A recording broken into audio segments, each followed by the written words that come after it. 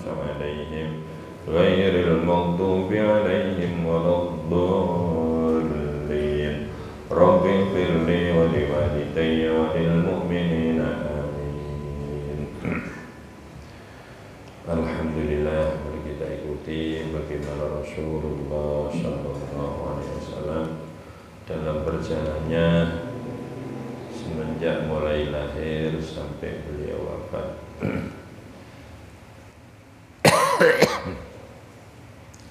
Setelah peristiwa lahirnya Rasulullah Sallallahu Alaihi Wasallam yang kemarin dalam hamilnya Sayyidah Aminah dengan segala keistimewaan yang ada pada baginda Rasulullah Sallallahu Alaihi Wasallam, kemudian sampailah pada waktu kelahiran beliau.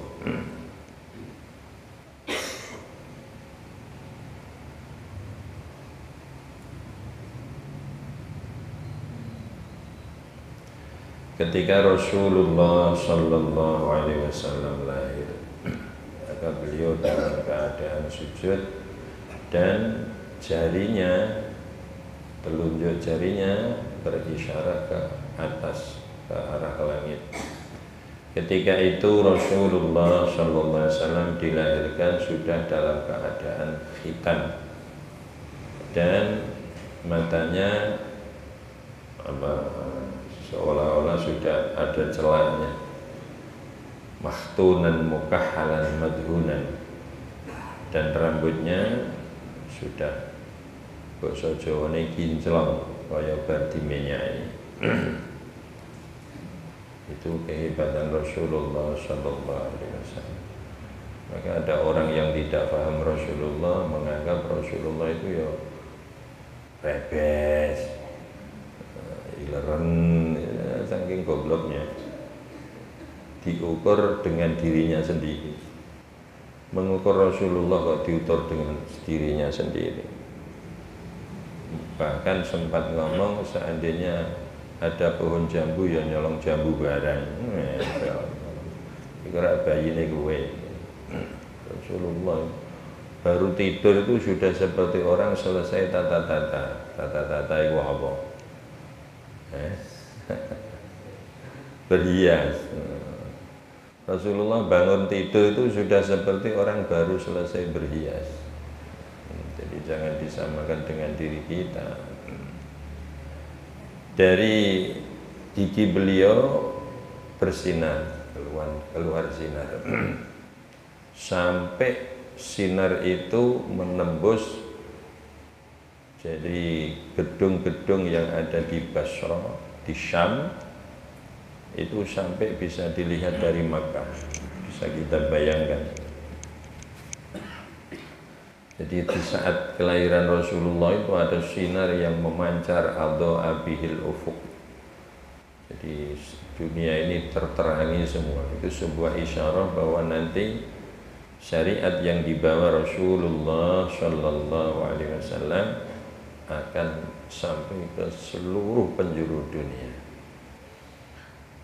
Juga ada keistimewaan lagi ketika Rasulullah lahir, maka salib-salib, ya, patung-patung pecah semua. Patung lu pecah, salib pecah.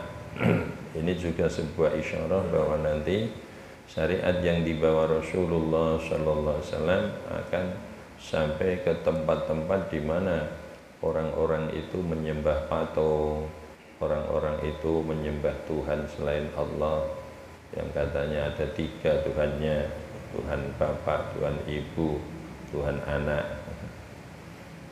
Kalau anak itu diciptakan, mana mungkin ada sesuatu yang diciptakan berubah menjadi pencipta?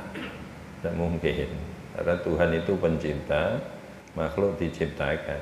Nah, kok bisa dulunya itu diciptakan kok kemudian menjadi pencipta? Tidak mungkin. Ada tidak kursi berubah jadi tukang kursi? Tidak ada. Dia itu diciptakan oleh tukang kursi kok tiba-tiba menjadi tukang kursi. Tidak akan bisa. Setan itu sebelum Rasulullah lahir itu bisa sampai di bawah Lauhil Mahfudz, sampai langit yang di itu ada Lauhil Mahfudz. Itu tulisan-tulisan yang ditulis oleh malaikat di Lauhil Mahfudz, suara-suara tulisan itu bisa didengarkan oleh setan. Setelah itu tiba-tiba setan ini begitu mau naik langsung dihantam malaikat dan pasti kena. Ketika kena jatuh ke bumi menjadi setan gendeng. Setan gendeng itu namanya gerenduwo, gaulan. Gaulan gerenduwo. Jadi setan gendeng yang dihantam malaikat jatuh ke bumi jadi gerenduwo. Gerenduwo itu setan gendeng. Senengane meden-medeni wong. Manusia itu tidak usah ditakut-takuti, sudah takut kok ditakut-takuti. Itu artinya setannya gendeng. Dibiarkan saja sudah takut kok malah ditakut-takuti. Takut melarat, takut sakit sehingga tidak pernah ke masjid, takut melarat sehingga mencuri, korupsi, hutang tidak dibayar, takut dikatakan melarat.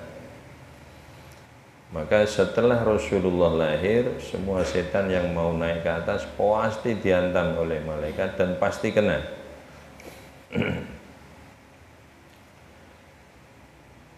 Begitu pula ketika Rasulullah Sallallahu Alaihi Wasallam lahir, alam-alam langit juga menjadi terang benderang.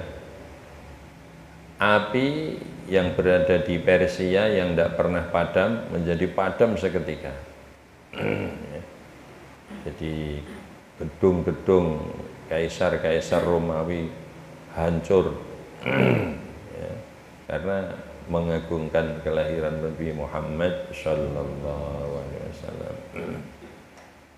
Maka di saat itu turunlah ayat ya, untuk isyarah saat itu, yaitu ayat ya ayyuhan nabiyyu inna arsalnaka syahidan wa mubasysyiran wa nadhira wa da'iyan ilallahi biidnihi wa sirajan munira wa basyiril mu'minina bi anna lahum minallahi fadlan kabira.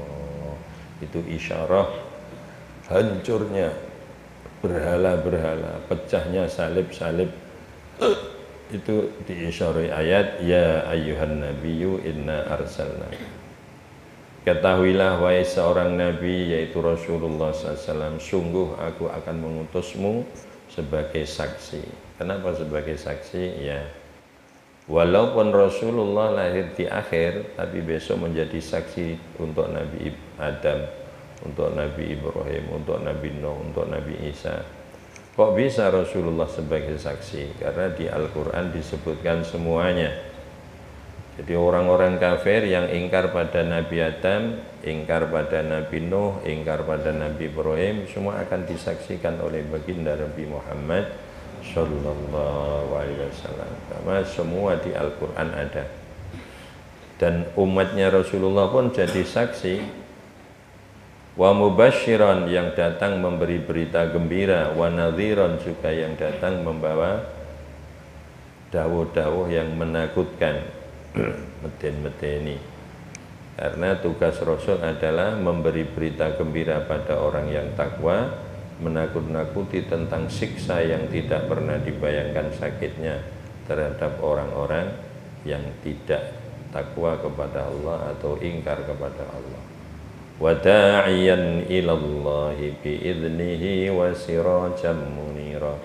Dan Rasulullah selalu mengajak kepada Allah, selalu mengajak. Memang hidupnya Rasulullah untuk dakwah, untuk mengajak. Tugas besar baginda Nabi Muhammad Sallallahu Alaihi Wasallam mengajak pada Allah. Karena disuruh Allah, karena Allah sendiri mengajak semua hambanya untuk ke surga. Wallahu yad'u ila daris salam. Allah lah yang mengajak. Siapa yang diajak, semua yang mau. Kalau tidak mau, salahnya sendiri. Kok Allah mengajak hambanya untuk masuk surga, kemudian dibikin kafir? Keliru. Allah tidak pernah menciptakan bayi kafir. Allah tidak pernah menciptakan bayi jahat. Semua bayi diciptakan dalam kesucian, dalam posisi Islam.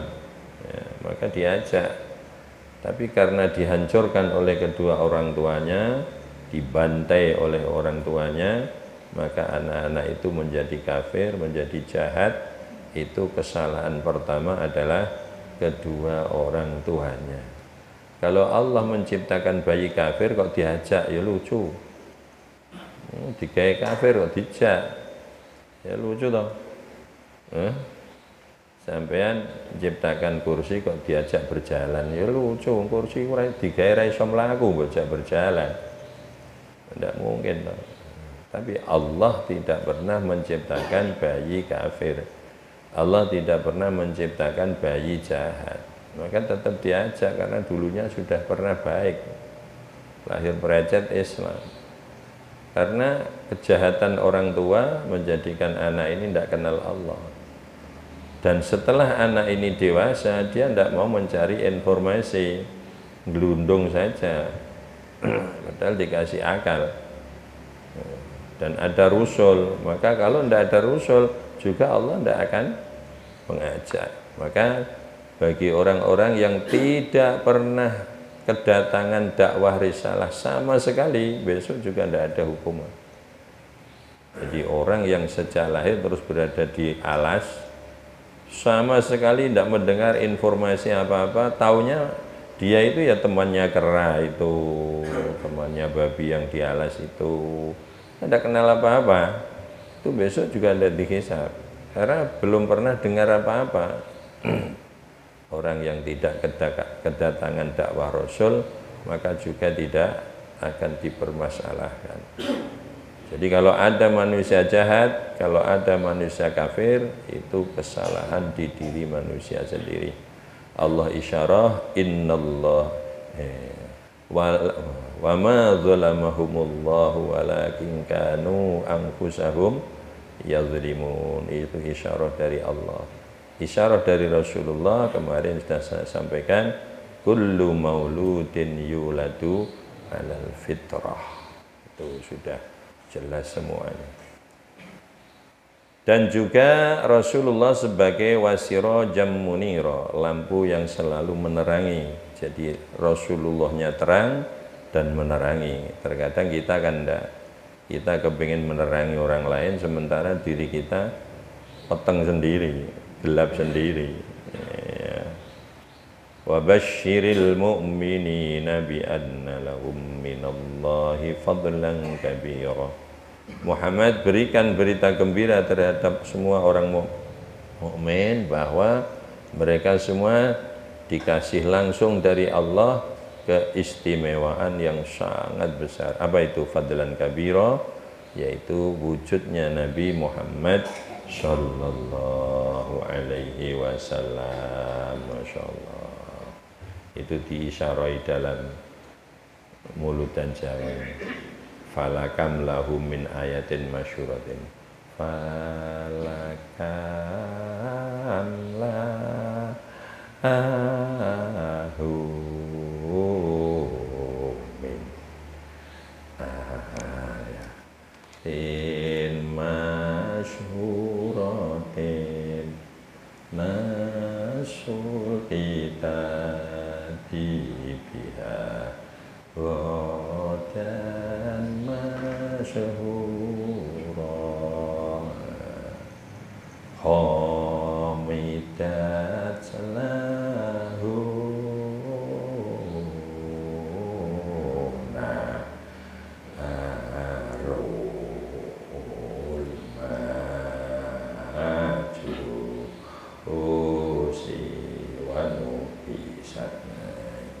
Makanya mulut dan jawan itu luar biasa. Lama-lama orang tidak paham mulut dan jawan. Mulut dan jawan itu antara makna yang terkandung dengan suara nada lagu itu punya kaitan makna yang luar biasa. Itu mulut dan jawan. Walamma wulida sallallahu alaihi wasallam sa'alal wahsyu wat tayru rida'ahu wa sa'alatil malaikatu tarbiyatahu faqala Allah azza wa jalla ana qadirun an urabbiyahu min ghairi rida'in wala sababin walakin sabaqat kalimati wa tammat hikmati wa katabtu ala nafsi fil azal alla yurdi'a hadil jawharah al yatimah ghaira amati halimah. Insyaallah.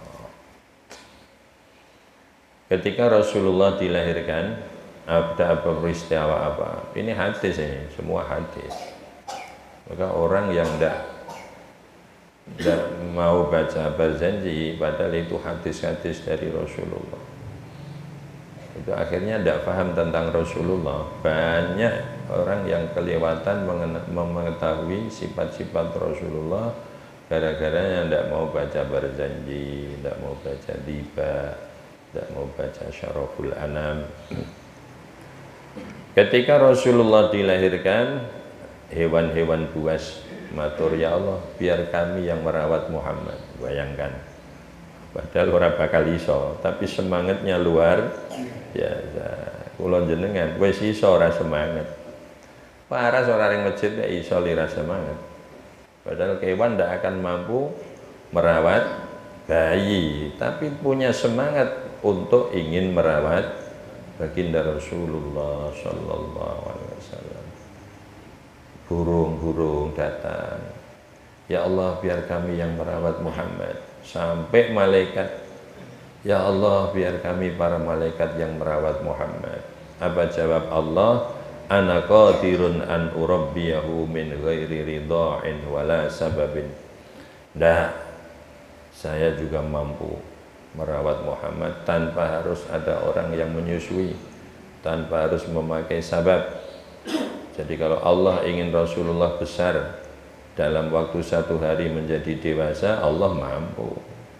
Kun fayakun.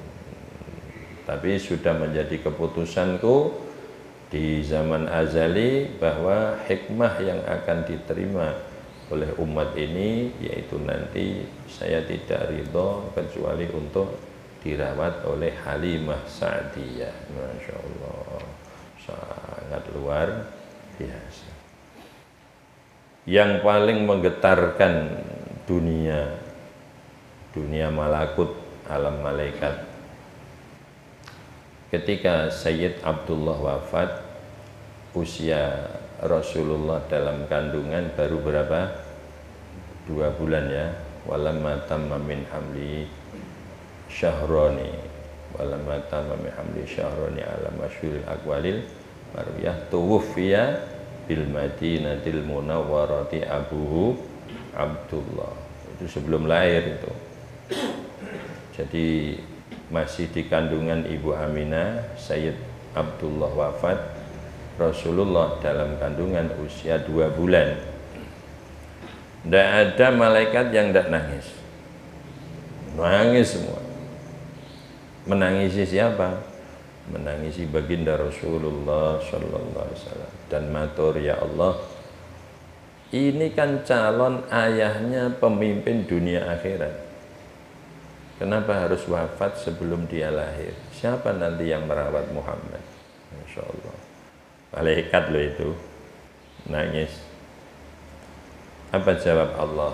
Betul, justru karena Muhammad tak persiapkan pemimpin dunia akhirat, saya tidak ridho kalau Muhammad dirawat manusia.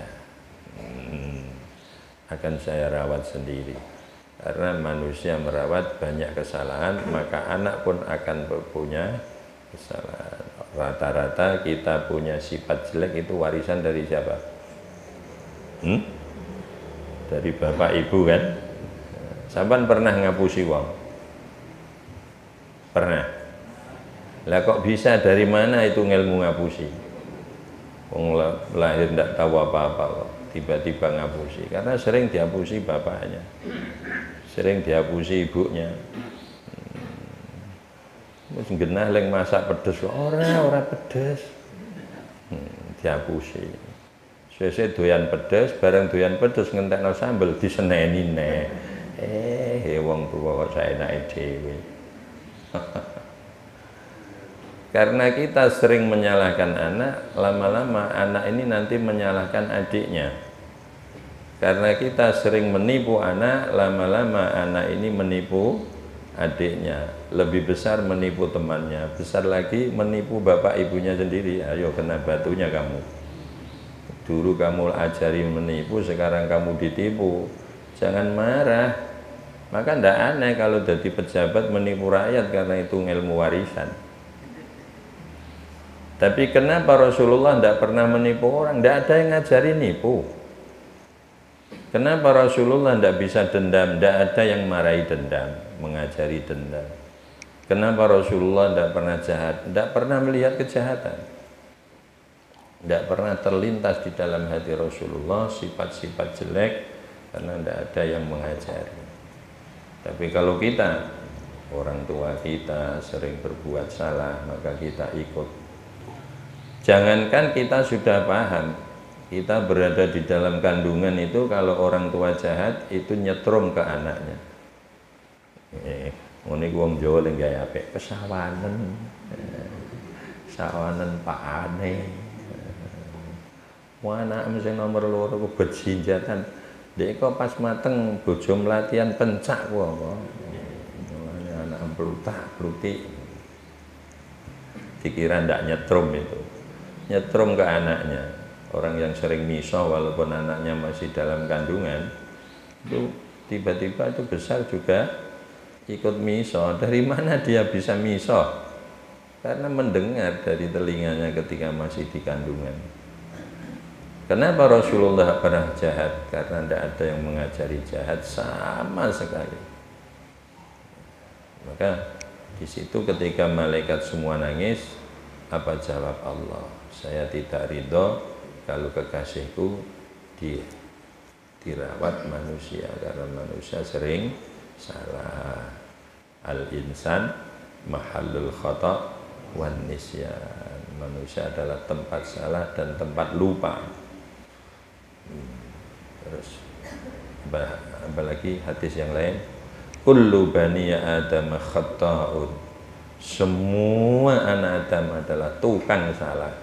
Bayangno, tukang itu tidak hanya 1 kali, 100 kali, namanya saja tukang. Tukang jahit, wes tidak bisa dihitung dapatnya ya. Tukang batu, bikin rumah sudah tidak bisa dihitung. Saking sregepnya bikin, kadang tidak kober bikin rumahnya sendiri. Tilok nomor tuane nang omahe wong mbok gawe, anak kurang mbok gekno. Nanti tawa, ini kan baru untuk makan loh. Nanti lama-lama kan juga dapat rumah. Ini jawaban Allah SWT ketika Sayyid Abdullah wafat. Maka orang yang hebat adalah diantara adalah Dewi Halimah Sa'diyah.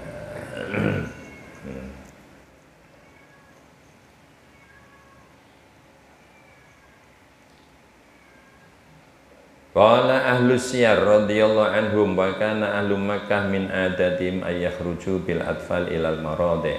Qalat Halimah fa asabatna fi bani Sa'din sanatun muhliyatun li adamil ghais fajina ila Makkah nahnu arba'ina imra'atan ma'a kulli imra'atin minna ba'luha naltamisu ruda'a. Diterangkan dalam kitabnya ahli sejarah radhiyallahu anhum, sudah menjadi kebiasaan orang Arab setiap punya anak lahir itu membawa anak-anak bayinya kepada para penyusu. Jadi memang itu sudah adat. Adat itu ya jangan dinilai dengan hukum apa ya, secara tuntas ya, karena namanya adat, dan selama adat itu tidak bertentangan dengan syariat itu boleh diuri-uri. Kalau dipikir secara tuntas kan pertanyaannya begini, hebat mana air susu Dewi Halimah dengan air susu Dewi Aminah? Akal, hebat mana? Eh? Hebat ASI kan? ASI. ASI itu apa? Air susu. Air susu istri itu juga enak ini. Kalau dipikir akal, hebat mana ASI Dewi Halimah dengan ASI Ibu Aminah? Ayo bayangkan. Tapi adat, jadi Rasulullah mengikuti adat. Maka di antara kehebatan baginda Nabi Muhammad SAW, beliau tidak menentang adat selama tidak bertentangan dengan syariat.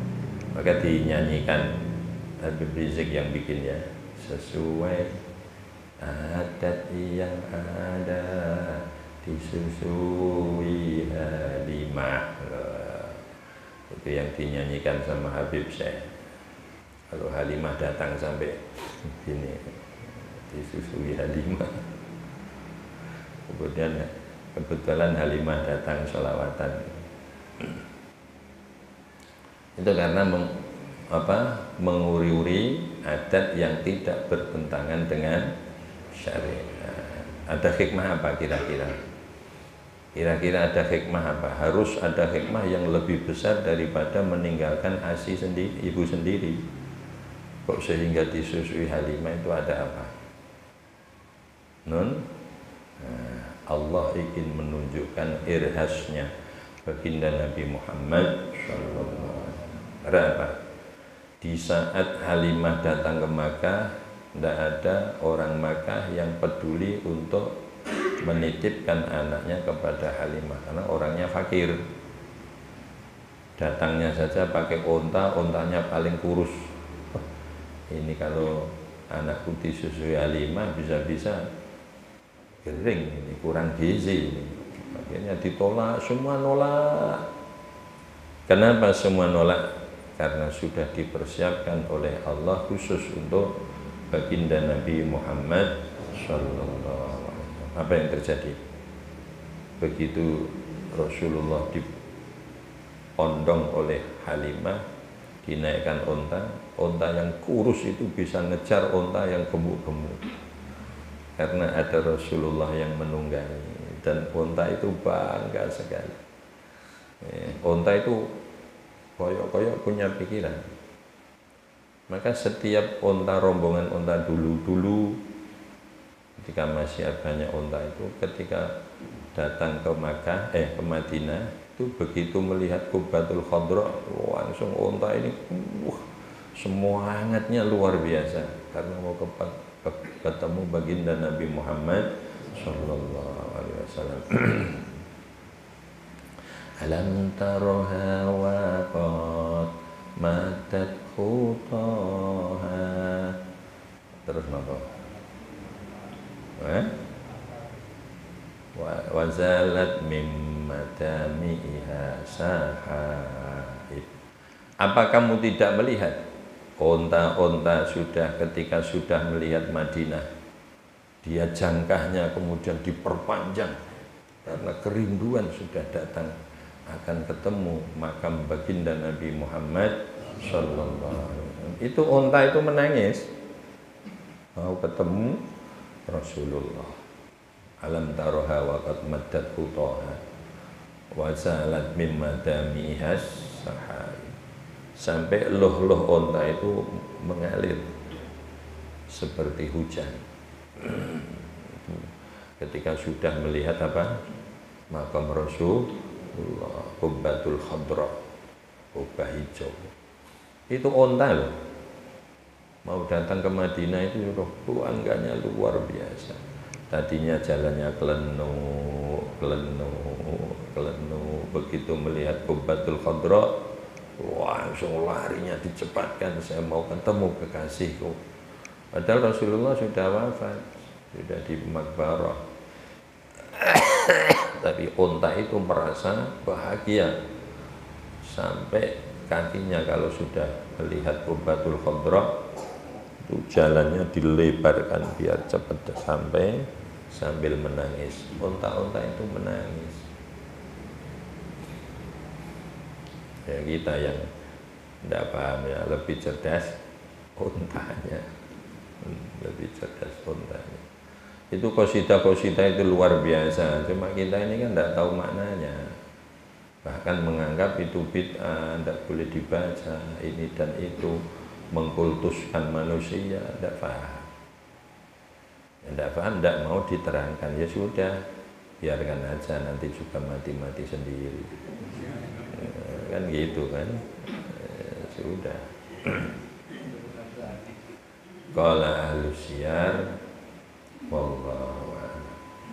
Maulaya sholli wa sallim daiman abada ala habibika khairil khalqi kullihim huwa habibul ladzi turja syafa'atu likulli haulin nalahwa limuqtahimi ya rabbi bil mustafa balligh maqasidana waghfir lana ma madha